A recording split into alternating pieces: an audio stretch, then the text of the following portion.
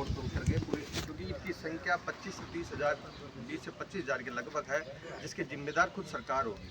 हम अपना हक और अधिकार मांग रहे हैं, जो परिपाटी सरकार ने बनाई है उसी के आधार पर हम वो अपनी नौकरी मांग रहे हैं। 13 के अंदर करवाई, 18 के अंदर करवाई, और अभी लेटेस्ट बीजेपी सरकार ने पोस्टिंग दी है।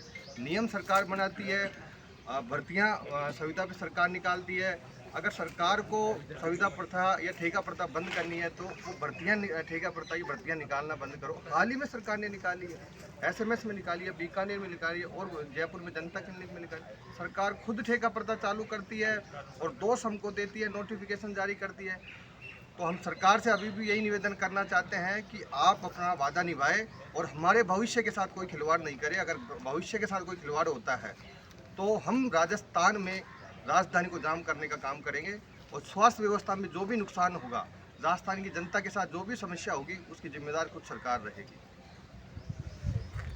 जो आप मुलाकात करते हैं चिकित्सा मंत्री से, तो क्या वो जवाब देते हैं, जबकि उनका तो रुख लिखित एग्जाम की तरफ हो चला?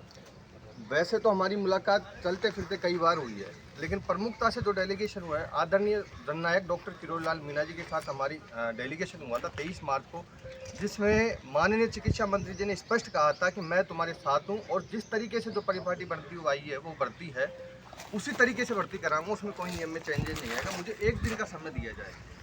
23 को मिले थे, हम 25 तारीख की मुलाकात करने के लिए गए, तो 25 तारीख के दिन हमने कई बार चक्कर लगाए, लेकिन आज तक चिकित्सा मंत्री जी नहीं मिले। जो कहीं न कहीं ये लगता है कि मंत्री जी अपनी बातों से मुकर रहे हैं। ये दर्शाता एक बड़े मंत्री जिन्होंने पूरे राजस्थान में बीजेपी सरकार बनने में, पूरे कांग्रेस सरकार में अकेले पूरे राजस्थान में लड़ाई लड़ी हर मुद्दे पे, आज वो चिकित्सा मंत्री जी उनको झूठा आश्वासन दे रहे हैं या उनकी बातों को नकार रहे हैं। कहीं न कहीं ये सोचनीय विषय है, क्योंकि पूरे राजस्थान को पता है, राजस्थान के हर युवा को पता है कि राजस्थान में जब कांग्रेस की सरकार थी तो एक तरफा एक आदमी मन मैन आदमी की तरह डॉक्टर किरोड़ीलाल मीणा ने पूरी कांग्रेस सरकार को घेरा था, और ये पूरी राजस्थान की जनता ने देखा, और उसका परिणाम ये रहा कि राजस्थान में भाजपा की सरकार बनी। तो इतने बड़े आदमी को कहीं ना कहीं चिकित्सा मंत्री जी अगर गुमराह करते हैं तो ये बहुत सोचनीय बात है, और हम डॉक्टर साहब के साथ हैं। पूर्ण हमको उन पर विश्वास है कि वो हमारा हल करवाएंगे, वो पक्ष में हो चाहे विपक्ष में हो। कहीं न कहीं राजस्थान के जनता, गरीब जनता का या बेरोजगार युवाओं का या कमज़ोर युवाओं का डॉक्टर किरोड़ीलाल मीणा जी हमेशा साथ देते हैं। उनके हक और अधिकार की लड़ाई हमेशा मजबूती से लड़ते हैं, और हमें पूर्ण विश्वास है, इसलिए आज हमारा धरना 19 दिन से चल रहा है, और आज भी हमारा डेलीगेशन होगा और मजबूत तरीके से होगा। और फिर भी चिकित्सा मंत्री नहीं सुनते हैं, बहुत बड़े आंदोलन की हम सरकार को चेतावनी देते हैं, और हम आंदोलन करेंगे और राजस्थान की राजधानी को जाम करने का काम करेंगे, जिसके जिम्मेदार खुद राजस्थान की सरकार को। किरोड़ीलाल जी के संपर्क में आप लोग हैं, निवेदन कर रहे हैं कि आप लोगों की सुनी जाए। उसी के बीच में किरोड़ी जी अपनी सरकार में कितनी बार मुलाकात कर चुके, कितनी बार आपकी बात को पहुँचा चुके हैं, और उसके बावजूद भी एक सुनवाई नहीं हो पाई।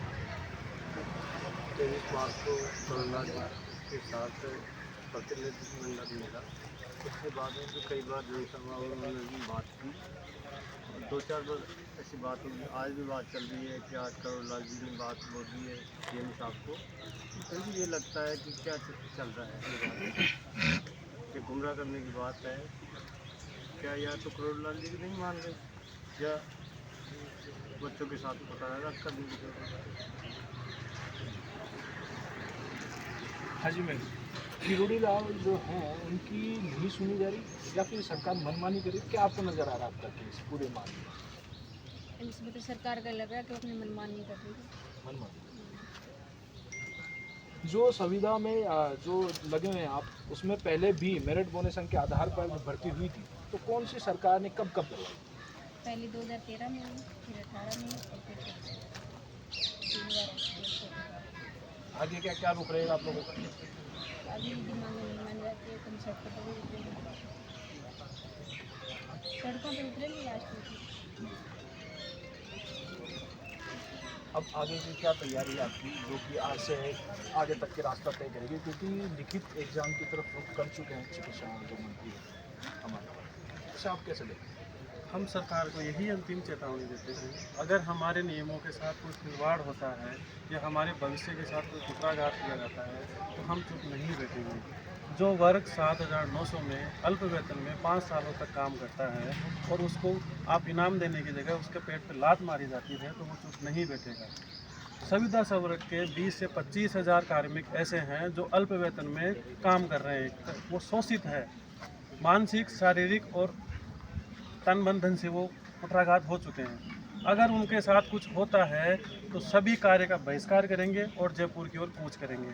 और सरकार को यही चेतावनी देते हैं, अगर हमारा जो मेरिट प्लस बोनस से भर्ती नहीं निकलती है तो पूरी राजधानी को जाम किया जाएगा, जिसकी समस्त जिम्मेदारी सरकार की होगी और हम झुकेंगे नहीं कभी भी। योजना में कोई तारीख निर्धारित की है कि तब तक हम देखेंगे, इसके बाद हम एक्शन लेंगे? नहीं, ऐसा कुछ नहीं लिखा हुआ। जो बच्चे एग्ज़ाम दे के लगे हैं वो भी संविदा पे लगे हैं। उसमें कई योजनाएं ऐसी है जो डायरेक्ट भी ली जाती है, खुद सरकार एजेंसी के माध्यम से लेती है, PPP mode, placement agency, NHM 108, कई ऐसे संवर्ग हैं जो संविदा में काम कर रहे हैं। और राजस्थान की जो रीढ़ की हड्डी है स्वास्थ्य सेवाओं में, वो हम ही तो प्रदान करते हैं और इतने अल्प वेतन में प्रदान करते हैं। हम कुछ अलग थोड़ी मांग रहे हैं सरकार से। सरकार अपने मैनिफेस्टो संकल्प पत्र में संविदा कर्मचारियों को परमानेंट करने का वादा करती है और अब अपने ही वादे से मुकर रही है। तो हम कुछ उनसे अलग थोड़ी मांग रहे हैं, हम तो वही मांग रहे हैं जो उन्होंने हमसे वादा किया है। अगर वो अपने वादे खिलाफ करती है तो हम अपनी सड़कों पर उतरेंगे।